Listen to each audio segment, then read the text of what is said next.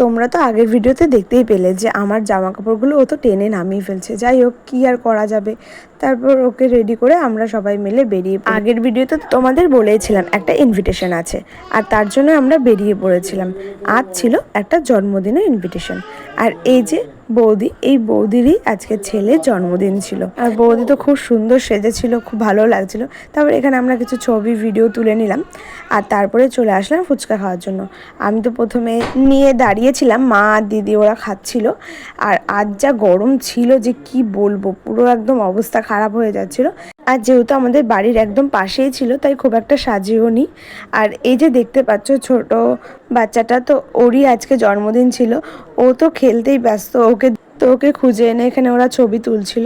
আর সৃজনী তো একবার ওর দাদার কোলে, একবার মার কোলে, একবার আমার কোলে, তো এই করছিল ও।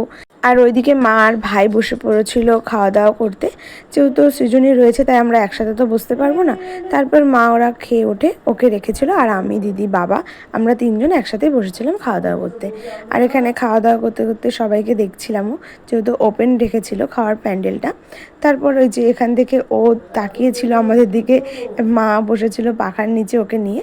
তারপর আমরা সেখান থেকে বাড়িতে চলে আসি। তো আজকের সন্ধেটা এভাবেই কাটালাম। দেখা হচ্ছে অন্য কোনো ভিডিওতে। আজকের মতো বাই।